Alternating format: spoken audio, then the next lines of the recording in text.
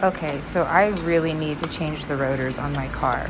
I was able to replace the brakes a couple weeks ago, but I could not afford to do the rotors at the same time. So here I am taking the tires off. I tightened them on really hard last time, so kind of hard to get off. I have a Subaru Crosstrek, by the way, and I made sure to loosen the bolts a little before I lift the car, because if I don't do that, the tire just spins. I had to borrow a neighbor's jack to even do this. I woke up early today so I could work on my car because I've been driving it and it's been sounding so scratchy. Like the new brakes against the old rotors sound terrible. So I bought the rotors and now it sounds amazing.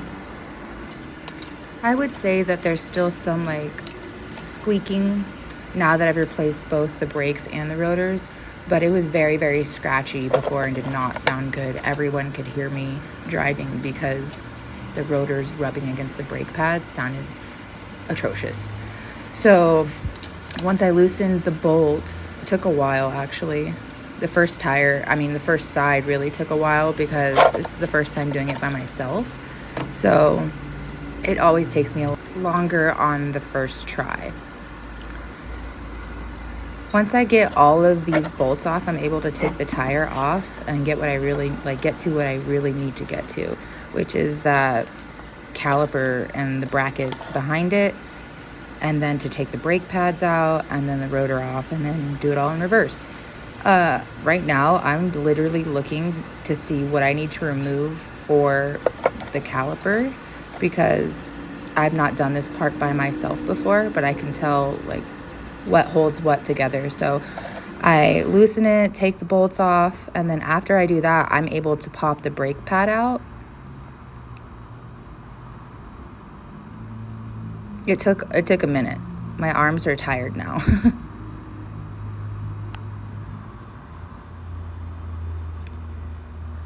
So once I get that piece off, I have to suspend it,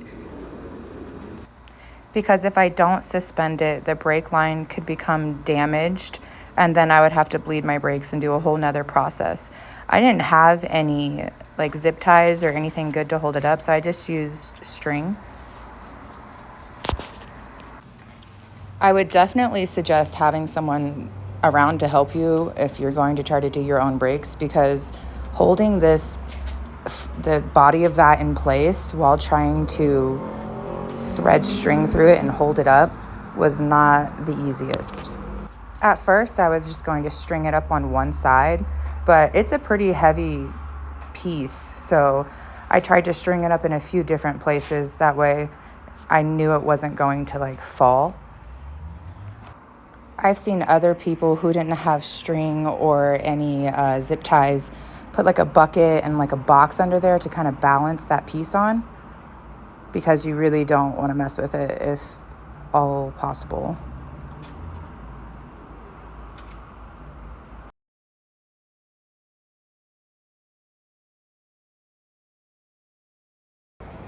Okay, so this is the part that started to get difficult. The bolt on the back that holds this caliper body in place was like rusted on. So I had to end up using a rubber mallet to loosen it, which took a good while. I honestly didn't think that the bolts were going to come off at all and that I was going to have to like put everything back together and just do it another day or take it in somewhere. But your girl is broke, so I powered through. This is what it looks like from the back. Those are the bolts that I could not get for a while. Luckily, my neighbor offered to let us use a mallet. Look how rusted that is. Also, the rotor's supposed to be able to like pop out fairly easily, but since mine was so rusted, I had to thread a screw through the front of it to try to push it off of the frame so I could replace it and put the new one on it. You saw how the old one is so rusted. The new one is so shiny. It honestly made me super happy whenever I got to put it on. I got to see how shiny it was. My old rotors, apparently you're not supposed to be able to like see your full reflection in your rotor. Mine were really rusty and old, and I don't know why, but I read that you're not supposed to be able to see your reflection. Some like mechanics will buff out old rotors instead of replacing them, but I just replaced them. I ordered them from partsgeek.com, and I've ordered from them before, and they're just really affordable. So I basically got 2 rotors for the price of 1.